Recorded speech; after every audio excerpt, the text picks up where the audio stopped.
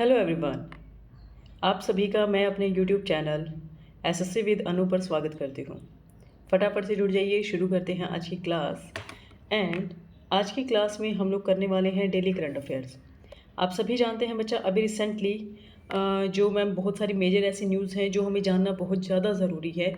And इसके अलावा बच्चा, अगर आप लोगों को कोई भी डाउट होता है उस डाउट को आप लोग पूछ सकते हैं और हमारे कमेंट सेक्शन में आप मुझे बता सकते हैं। और धीरे धीरे इस प्रकार के कुछ नए इनिशिएटिव्स भी मैं लेकर आ रही हूँ जिसमें आप लोगों को जो करंट अफेयर्स की जो मेजर न्यूज़ हैं वो स्पेसिफिक आपको वहीं पर ही पता चल जाए।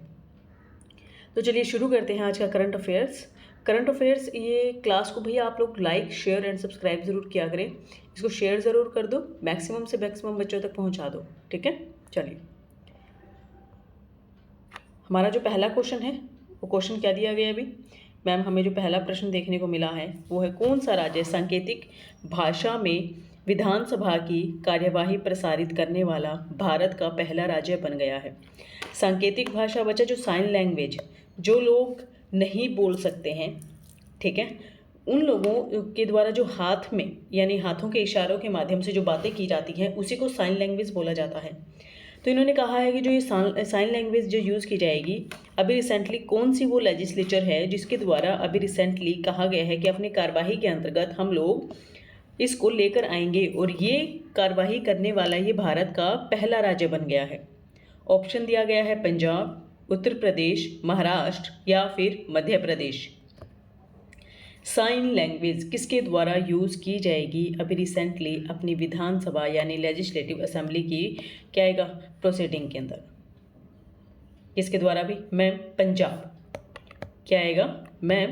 पंजाब विधानसभा के द्वारा अभी रिसेंटली मैम ये बात कही गई है कि वो अभी रिसेंटली क्या करेंगे, यहाँ पर जो अभी ब्रॉडकास्ट किया जाएगा असेंबली क्या आएगा proceeding in the sign language, उसका जो भी प्रसार किया जाएगा टीवी पर, उसके अंदर हमें एक और नया जोड़ दिया गया है, नया कॉन्सेप्ट जोड़ा गया है, उसको अब साइन लैंग्वेज के अंदर भी बताया जाएगा ताकि लोग जो यानी सिर्फ क्या कहते हैं साइन लैंग्वेज को समझ सकते हैं और जो साथ में सुन भी नहीं सकते हैं वो केवल साइन लैंग्वेज के माध्यम से यहाँ की न्यूज़ को अच्छे से समझ पाएंगे, ठीक है, याद रखेंगे। इसमें अगर आप लोगों को कोई भी डाउट हो तो आप लोग मुझसे पूछ सकते हैं बच्चा। अब मैं आप लोगों को एक क्वेश्चन देना चाहूँगी, उस क्वेश्चन का रिप्लाई ज़रूर कीजिएगा। ब्रेल लिपि दिवस कब मनाया जाता है? ब्रेल स्क्रिप्ट जो होती है उससे संबंधित जो डे है बच्चा वो कब सेलिब्रेट किया जाता है, ठीक है। चलिए नेक्स्ट क्वेश्चन दिया गया है, पेंशन फंड विनियामक और विकास प्राधिकरण किस मंत्रालय के अधीन कार्य करता है? Ministry of labour and employment, ministry of finance, ministry of social justice and empowerment, ministry of commerce and industry. Pension fund regulatory and development authority PFRDA operates under which ministry? किसके अंतर्गत ये कार्य करती है? देखिए पेंशन है, pension देने का कार्य किसके द्वारा किया जाता है? कौन सा डिपार्टमेंट है जो पेंशन देने का काम करेगा भाई? क्या केवल श्रम और रोजगार मंत्रालय के द्वारा? क्या केवल सामाजिक न्याय और अधिकारिता मंत्रालय के द्वारा? क्या केवल वाणिज्य और उद्योग मंत्रालय के द्वारा? नहीं मैम, इन तीनों के द्वारा ही केवल अपने डिपार्टमेंट में काम नहीं किया जा सकता। जिसकी पॉकेट में पैसा होगा यानी वित्त होगा उसी के द्वारा पेंशन से संबंधित कार्य किए जाएंगे। तो क्या आ जाएगा बच्चा यहाँ पर? वित्त मंत्रालय मैम हमें देखने को मिल जाता है, याद रखेंगे। वित्त मंत्रालय के अंतर्गत हमें पेंशन डिपार्टमेंट देखने को मिल जाता है। अब एक चीज़ और मेन चीज़ आएगा कि मैम इसको स्थापित कब किया गया था, लाया कब गया था? एक ये मैम वैधानिक विनियामक है। वैधानिक यानी हम क्या करेंगे, स्टैट्यूटरी रेगुलेटरी हमें देखने को मिल जाती है, कोई संवैधानिक नहीं है, कॉन्स्टिट्यूशनल बॉडी नहीं है। लाया किस बेस पर गया था मैम? इसको बनाया गया था अंडर दी PFRDA एक्ट 2014 के अंतर्गत, 2014 के तहत इसको स्थापित किया गया था। एंड इसका मेन ऑब्जेक्टिव क्या है? Promote old age income security by the regulating pension fund and the protecting क्या आएगा सब्सक्राइब इंटरेस्ट। पेंशन फंड को पहली चीज़ जो हमें पैसा देखने को जो मिल जाता है बच्चा, उसको रेगुलेट करना है और जो भी पेंशन को प्राप्त कर रहा है उसके हितों को बढ़ावा देना है। और मेन चीज़ क्या आएगा, जब व्यक्ति जो है रिटायरमेंट ले लेता है, उस रिटायरमेंट के बाद उसको जो पैसे की नीड होती है अपनी डेली रूटीन के खर्चों के लिए, वहाँ पर क्या है वृद्धावस्था के अंदर आय की सुरक्षात्मक उनको एक पद्धति यहाँ पर प्रदान करनी है, याद रखेंगे। और ये किसके अंतर्गत कार्य करता है? फाइनेंस मिनिस्ट्री के अंतर्गत मैम यहाँ पर ये कार्य करता है। चले आगे, हेडक्वार्टर कहाँ पर भी? मैम नई दिल्ली के अंदर हमें हेडक्वार्टर देखने को मिल जाता है।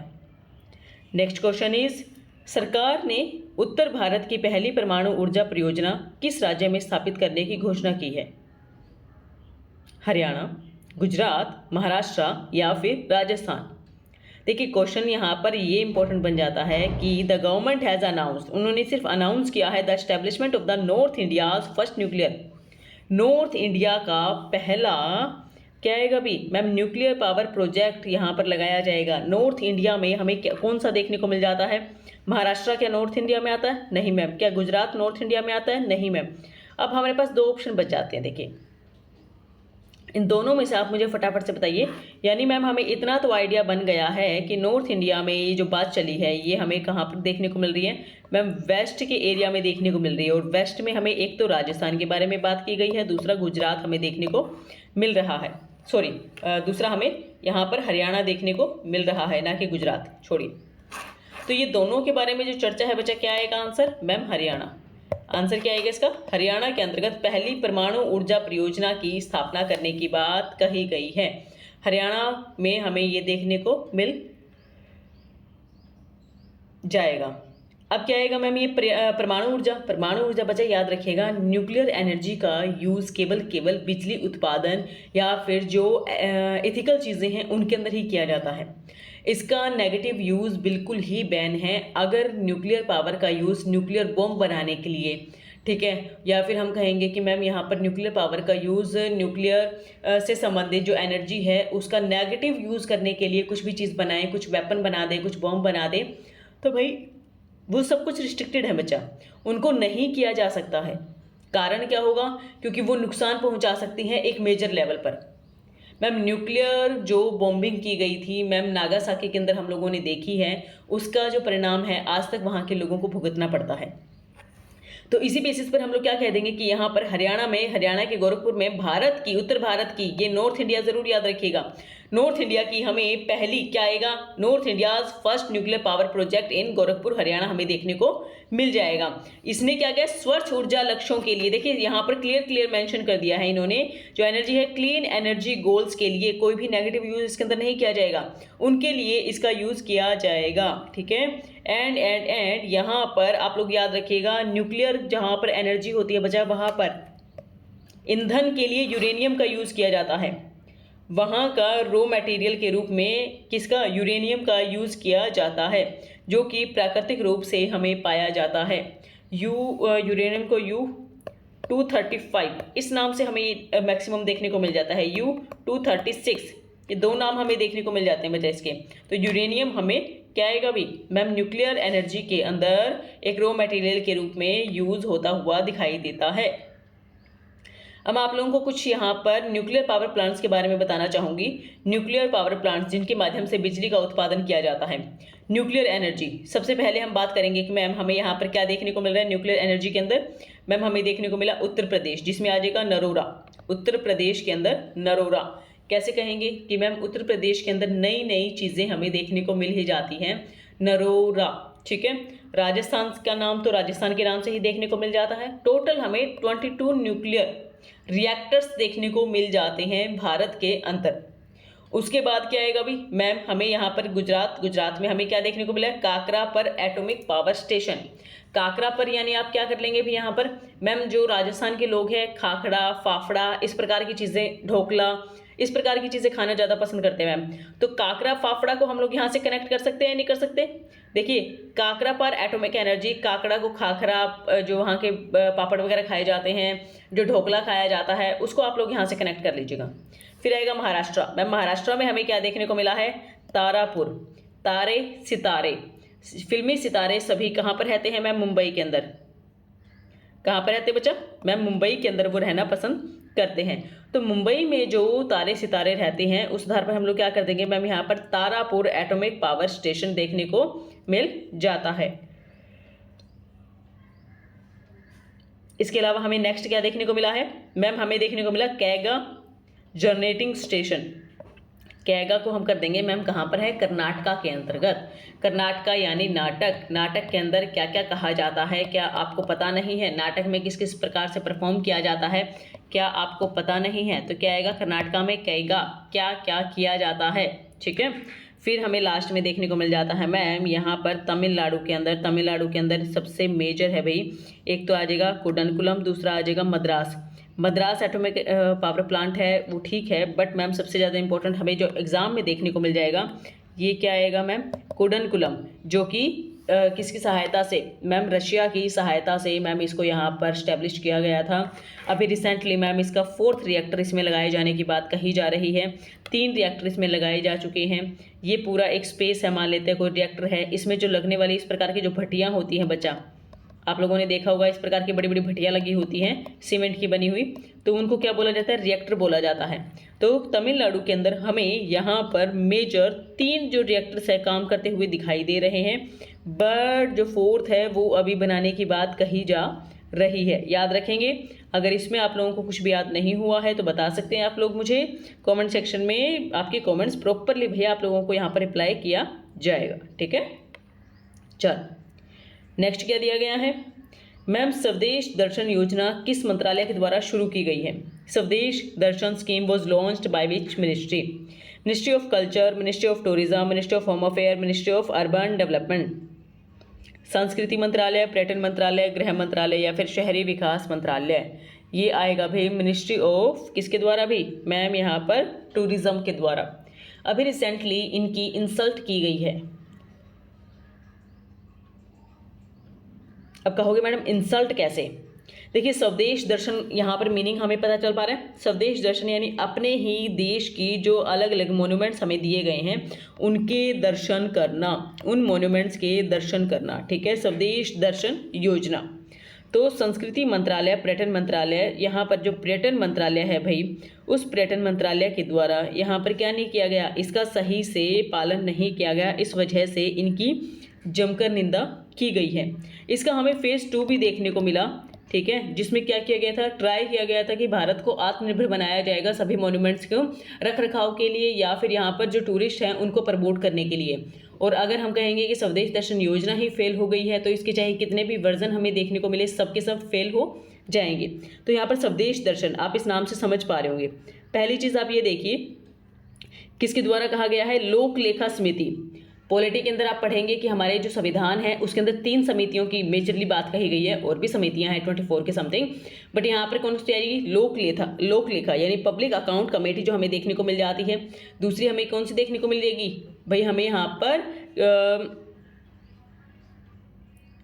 प्राक्कलन समिति देखने को मिलेगी, एंड लास्ट वन इज, चलिए आप लोग कमेंट करके बताइएगा कौन सी समिति हमें यहाँ पर देखने को मिल जाती हैं। 3 मेजर कमेटियाँ हैं जो यहाँ पर संविधान के द्वारा बताई गई है, जो यहाँ पर मिलकर काम करती हैं।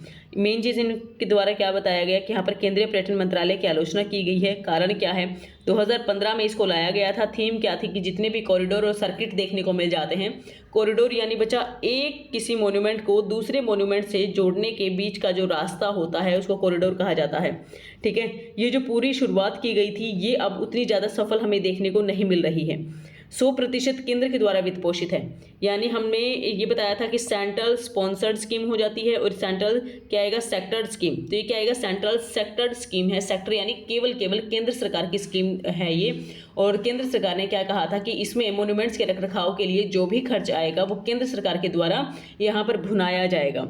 बट क्या है कि स्टेट गवर्नमेंट्स के द्वारा भी यहाँ पर अगर पार्टिसिपेशन करना चाहें तो वो कर सकते हैं, बट उन्हें कोई भी फोर्स यहाँ पर नहीं किया जाएगा।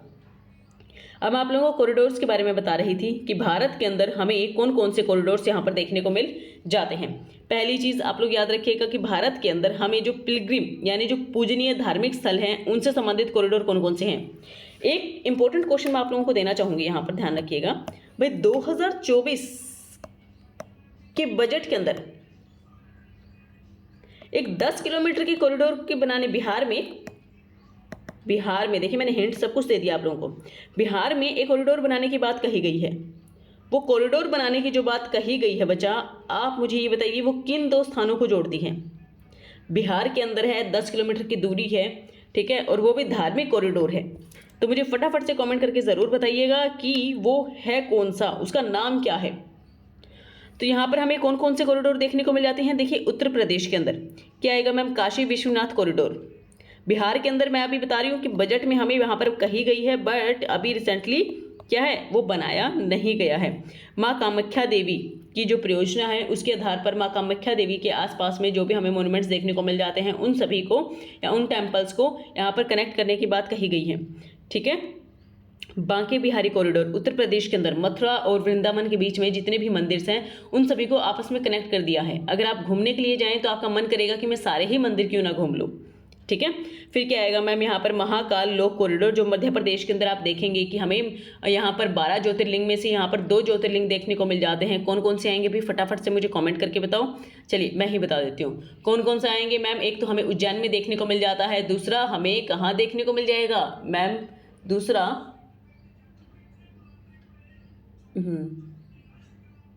ठीक, यहाँ पर हमें देखिए हमारे भारत के अंदर हमें 12 ज्योतिर्लिंग है। 12 ज्योतिर्लिंगों में से 2 यहाँ पर, एक नर्मदा और एक शिप्रा नदी के पास भी देखने को मिल जाते हैं। चले आगे, चलिए ये आप लोग अपने बेसिस पर देख लीजिएगा। देखिए ये इमेज आपके सामने है और ये इमेज को कैसे पढ़ना है, कैसे याद करना है, ये अब आपको मैं दे रही हूँ काम। ठीक है, बस ये ज़रूर याद रखिएगा। ये जो मैंने आपको होमवर्क दिया है या मैंने जो कहा है कमेंट करके मुझे ज़रूर बताइएगा। 2024 के बजट में जो क्या कहते हैं बिहार के अंदर एक कॉरिडोर बनाने की बात कही गई थी, बजट के अंदर कही गई थी, तो मुझे वो जानना है कि क्या आपको वो याद है। नेक्स्ट क्वेश्चन क्या आएगा अभी, किस संगठन ने संयुक्त राष्ट्र विश्व जल विकास रिपोर्ट प्रकाशित की है। संयुक्त राष्ट्र विश्व जल विकास रिपोर्ट, विश्व जल विकास, यूनाइटेड नेशन की वो कौन सी संस्था है जिसके द्वारा वाटर डेवलपमेंट रिपोर्ट को लाया गया है। United Nation Development Programme UNDP, United Nation Environmental Programme UNEP, United Nation Educational Scientific and Cultural Organisation UNESCO, या फिर वर्ल्ड बैंक। क्या आएगा आंसर, विश्व जल विकास रिपोर्ट, जल का विकास करना है ये बात कही गई है यूनेस्को के द्वारा। आंसर हमारा क्या देखने को मिल जाता है मैम, हमें सी देखने को मिल जाता है। और यूनेस्को है, देखिए जितने भी हमें UN के अंतर्गत जो रिपोर्ट्स देखने को मिल जाएंगे या इसके डिपार्टमेंट्स देखने को मिल जाते हैं उन सभी में हमें UN नाम ज़रूर देखने को मिल जाएगा, यानी यूनाइटेड नेशन के अंतर्गत ये काम कर रहा है। UNDP, UNEP, UNESCO, UNESCO. ठीक है, चलिए पहले हमें ये जानना ज़रूरी है कि मैम यहाँ पर जो विश्व जल दिवस है कब मनाया जाता है। हर साल मैम 22 मार्च यहाँ पर हमें विश्व जल दिवस देखने को मिल जाता है। कारण क्या है, विश्व से संबंधित जो भी मुद्दे हैं वो सभी लोगों को बताना, उनसे संबंधित लोगों को अवेयर करना कि इसके पानी को वेस्ट ना करें। आने वाले समय के अंदर ग्लेशियर्स पिघलते जा रहे हैं तो हमें बड़ी मात्रा में बाढ़ें भी देखने को मिलेंगी, यानी फ्लड तो आएगा ही, बट एक समय के बाद फ्लड बंद हो जाएगा और हमें बड़ी मात्रा में सूखे की समस्या देखने को मिल जाएगी। 2025 की थीम क्या थी भाई ma'am, theme of the world water day 2025 glacier conservation. आया समझ में, पानी जो एक्चुअल में हमें नदियों में देखने को मिल रहा है वो ग्लेशियर्स के द्वारा देखने को मिल रहा है, और ग्लेशियर्स के अंदर जो पानी है भाई अगर मैम वो ही ख़त्म हो जाएगा तो हमारी पीने की जो पूर्ति है वो कैसे की जाएगी, याद रखेंगे। चलिए, और एक चीज़ और इम्पोर्टेंट मैं आप लोगों को बता देती हूँ, 2025 का जो ईयर है वो ग्लेशियर से ही संबंधित UN के द्वारा घोषित किया गया है बच्चा। देखिए मुझे प्रॉपरली नाम याद नहीं है, बट अगर आप लोगों से पूछ लिया जाए कि 2025 किसको डिनोट किया गया है, यूनाइटेड नेशन के द्वारा हर एक साल को किसी न किसी एक स्पेसिफिक चीज़ से जोड़ा जाता है, तो इस साल 2025 को जोड़ा गया है ग्लेशियर्स से ही, यानी ग्लेशियर्स के कंजर्वेशन से संबंधित ही हमें यहाँ पर थीम देखने को मिल जाती है। इसको याद रखिएगा, अगर आपके ऑप्शन में आ जाएंगे तो आप इस बात से ही भी उसको सही कर लेंगे। ठीक है, चलिए अब मैंने बताया था यूनेस्को की रिपोर्ट आई थी, उसमें क्या बताया गया था, यहाँ पर जंगल में कितना कितना एरिया है ये जो कवर करते हैं। ठीक है, किस किस हमें एरिया के अंदर यहाँ पर जल देखने को मिल जाते हैं। वैश्विक पूल 4.5% है, पहाड़ में 34 हमें क्या आएगा हॉटस्पॉट देखने को मिल जाते हैं। हॉटस्पॉट बचा एक ऐसा एरिया होता है जहाँ पर हमें विविधता देखने को मिल जाती है, वो भी बड़ी मात्रा के अंदर। कहते हैं ना यार ये उस चीज़ का हॉटस्पॉट है, ये क्राइम का हॉटस्पॉट है, अगर मैं कहूँगी कि मैं सुकमा की बात करती हूँ, छत्तीसगढ़ के अंदर जो सुकमा है वो माओवादियों का हॉटस्पॉट है, ठीक है। अगर उसके कहें कि माओवादी हमें दिल्ली में देखने को मिल जाते हैं या माओवादी जो माओइस्ट हैं वो हमें दिल्ली के अंदर हॉटस्पॉट देखने को मिला, तो वो गलत हो जाएगा। क्यों? क्योंकि मैम छत्तीसगढ़ के अंदर हमने माओवादी और नक्सलवादियों का नाम सुना है। अगर मैं कहूँगी मारवाड़ियों का हॉटस्पॉट है, मारवाड़ी का नाम आते ही आपके दिमाग में आएगा राजस्थान, तो राजस्थान के अंदर हमें क्या देखने मैम, हॉटस्पॉट देखने को मिल जाता है। तो इसी प्रकार से बच्चा हॉटस्पॉट क्या है, किसी भी चीज का एक वहां पर मेजर संख्या में पाया जाना। तो इन्होंने क्या जैव विविधता का हॉटस्पॉट है, ठीक है भाई। चले आगे, चलो नेक्स्ट क्वेश्चन क्या है। अंतर्राष्ट्रीय ओलंपिक समिति की पहली महिला और अफ्रीकी अध्यक्ष किसे नियुक्त किया गया है? पहली महिला, ये चीज इंपॉर्टेंट है। दूसरा आ जाएगा कि अफ्रीकी अध्यक्ष किसे नियुक्त किया गया है? Fatma Samoura, Ngozi Okonjo Iweala, Kirsty Coventry and Ellen Johnson Sirleaf. क्या आएगा भी? देखिए अंतर्राष्ट्रीय ओलंपिक समिति को पहले हम लोग करते हैं IOC। मैम जो भी हमें ओलंपिक गेम्स देखने को मिल जाते हैं इनके द्वारा कंडक्ट करवाए जाते हैं। इसकी स्थापना 1894 के अंदर की गई थी। 1896 में ओलंपिक गेम्स स्टार्ट हो गए थे। क्या आपको ये चीज़ याद है?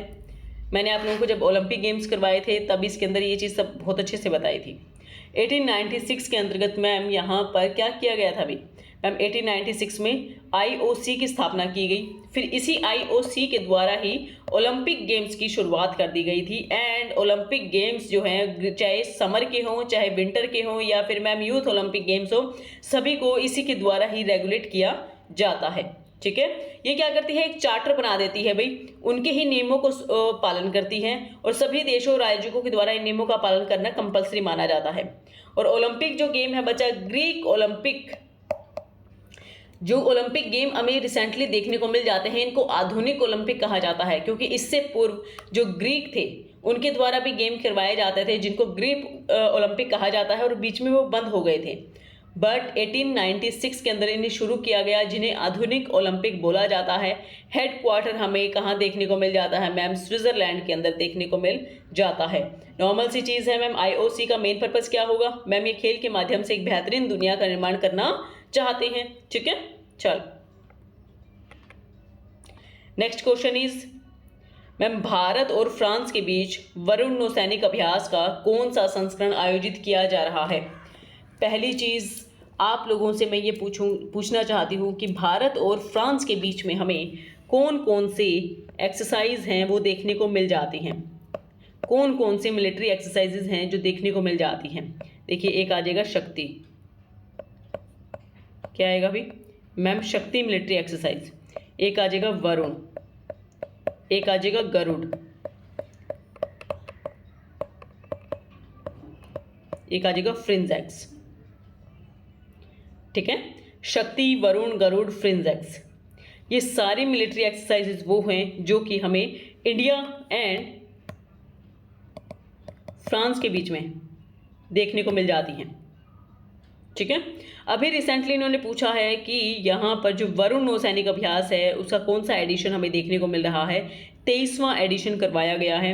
आप लोगों से ये एडिशन में भी ही पूछे जाएं। ये क्वेश्चन मैंने सिर्फ इसलिए डाला ताकि मैं आप लोगों को फ्रांस और भारत के बीच में जो होने वाली एक्सरसाइजेज हैं उनके बारे में बता पाऊँ, ठीक है भाई। और कहाँ पर होने वाला है मैम? ये India France bilateral naval exercise Varun जो हमें देखने को मिलेगी कहाँ पर? इंडिया के कोस्ट पर ही, अरेबियन सी के अंतर्गत में, ना कि फ्रांस के आसपास में, ठीक है। याद रखेंगे। चलो next question is hockey India awards 2024 में गोलकीपर ऑफ द ईयर का पुरस्कार किसने जीता है? हरमनप्रीत सिंह, सविता पुनिया, अमृत, रोहिदास, दीपिका।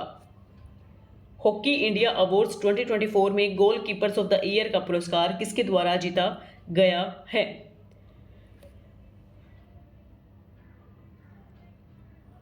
किसके द्वारा जीता गया है अभी? फटाफट से बताइए। Hockey India Baljit Singh goalkeeper of the India Savita ने जीता है। Savita also won the Hockey India Baljit Singh award. हुआ क्लियर? बाकी यहाँ पर आप लोगों को ये कुछ अवार्ड्स के बारे में बताया गया है, इनको आप लोग कर लीजिएगा। हरमनप्रीत सिंह की उपलब्धियां बताई गई हैं, सविता की कुछ उपलब्धियां बता दी गई हैं, ठीक है, उन्होंने कैसे कैसे यहाँ पर इस अवार्ड को जीता है, कितना संघर्ष उनको करना पड़ा है। ठीक है भाई, चले आगे। Okay madam. बोगा सागर 2025 नौसैनिक अभ्यास किन देशों के बीच में आयोजित किया जाता है? भारत और श्रीलंका, भारत और बांग्लादेश, भारत और मालदीव, भारत और इंडोनेशिया। क्या आएगा भाई? बोगा सागर। मैम बोगा सागर का आंसर हमें क्या देखने को मिल जाएगा? अगर आप लोगों को मिलिट्री एक्सरसाइज अच्छे से याद है तो क्या आएगा भाई? बी, बोंगे सागर। जो बोंगे सागर इसको बोलते थे, या फिर क्या आएगा? बोंगा सागर जो 2025 नौसैनिक अभ्यास है, नेवल एक्सरसाइज है, हमें कहाँ देखने को मिल जाती है? किन दो देशों के बीच में देखने को मिल जाती है? भारत एंड बांग्लादेश के बीच में। ठीक है, चलिए नेक्स्ट क्वेश्चन इज, महिला प्रीमियम लीग 2025 का खिताब किस टीम ने जीता है? Delhi Capitals, UP warriors, Mumbai Indians या फिर रॉयल चैलेंजर्स बेंगलोर। किसके द्वारा जीता गया है बच्चों? मैम इसे जीता गया है मुंबई इंडियंस के द्वारा। इन्होंने दिल्ली जो कैपिटल्स है उसको हराया। ठीक है, दिल्ली कैपिटल्स को हरा कर इन्होंने क्या जीत लिया है? मैम यहाँ पर मुंबई इंडियंस ने खिताब जीत लिया है, याद रखेंगे। चलिए भाई आज की क्लास यहीं फिनिश करते हैं। अब आपसे मिलेंगे कल इसी टाइमिंग पर। और आप कह रहे थे कि मैम हमें यानी जो लाइव क्लास है वो चाहिए। बच्चा लाइव क्लास भी आप लोगों को मिल जाएंगी। ठीक है, अभी थोड़ा सा मेरा ही शेड्यूल कुछ बिजी चल रहा है और उस वजह से मैं यहाँ पर लाइव क्लास नहीं दे पा रही हूँ। ठीक है, आनंद फानंद में बस ये क्लासेस रिकॉर्ड कर पा रही हूँ मैं, और क्लासेस रिकॉर्ड कर कर मैं कोशिश यही है कि ताकि आप लोगों का फ्लो ना टूटे, फ्लो बना रहे। अब क्लास का जो पीडीएफ है बच्चा, पीडीएफ आपको कहाँ पर मिलेगा? मैम पीडीएफ मिलेगा SSC with Anu Telegram channel पर। टेलीग्राम चैनल पर क्लास को लाइक शेयर एंड सब्सक्राइब जरूर कीजिएगा। इसको शेयर ज़रूर कर दो भाई, मैक्सिमम से मैक्सिमम बच्चों तक पहुंचा दो इसको। ठीक है, अब मिलेंगे आपसे कल एक नई क्लास के साथ। बाय बाय, टेक केयर, ध्यान रखिएगा अपना।